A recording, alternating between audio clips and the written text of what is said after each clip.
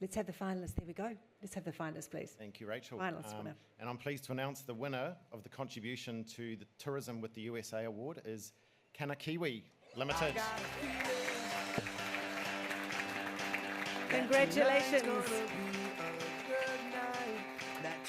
Corey Marshall from Kanakiwi.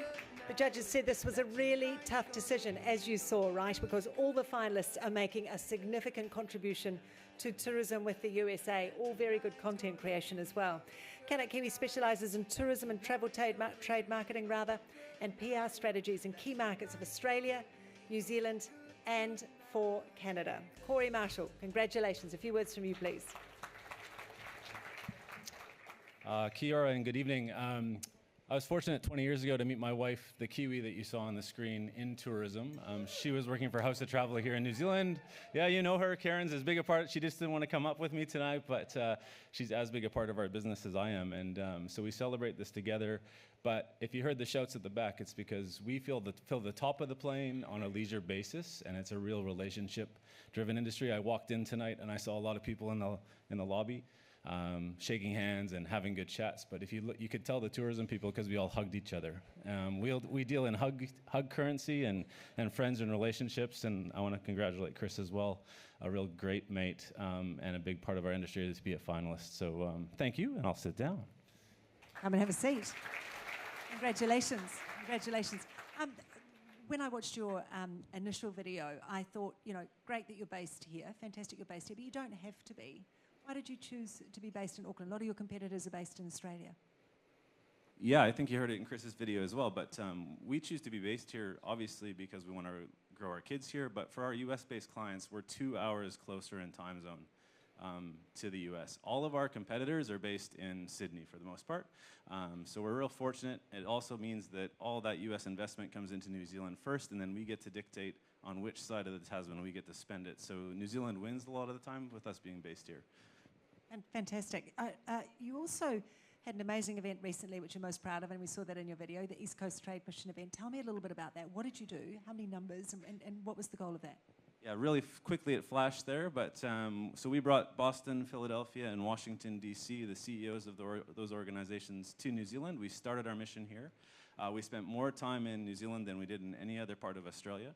It involved media marketplace and trade events, and we had Kieran Reid as an MC with the 3 CEOs of those organizations tying the All Blacks and sports to the US of A. We did a best practices session with Tourism New Zealand, Auckland Airport.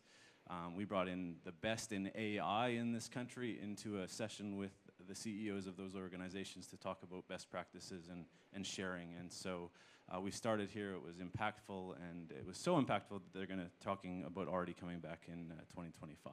That's fantastic. Congratulations. You do an enormous amount of content creation. We saw that on your videos. You mentioned AI. In that world of creativeness, what sort of efficiencies, perhaps, and opportunities does AI present to you, do you think?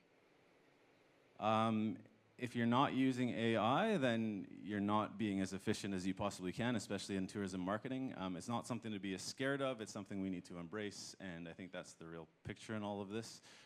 We're using it each and every day in our part of the world, but it's not something to be, again, scared of. I think it's a job creator, potentially, for people that embrace it and work with it.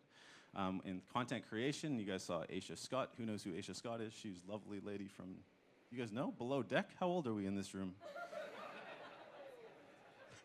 I even know who she is. Look, I've got no hair on top. But she's a lovely Kiwi girl, claim to fame was multi-million followers and just a lovely human. That's the best part about doing business in New Zealand that you've heard from our other finalists is we are great people to work with every day. She went to DC. She did anything and everything that we asked for, and she's a world-famous Insta celebrity. So, yeah. Is there a buzz at the moment for a particular place, particular destination, particular type of travel? Are we changing what we want? Give us a tip. Where should we go? Oh, give us a tip. Cut off. My minute ran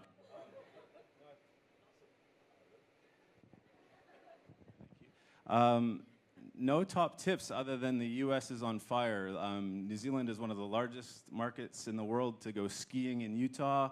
We're also one of the largest business markets for Washington, D.C. per capita. 30% of us visit the States each and every year, and it is the United States of everything. Sports tourism is massive. You saw the New Zealand Breakers we're working with. They're heading back there for some preseason games that you probably maybe even be aware of. So, yeah, just include the U.S. on any international holiday. And with the connectivity now with United and all the other airline partners to different gateways to get you beyond, you can stop over in the States now, too, really easily. And I think that's a big part of it, too, whether you're on the South or the North Island.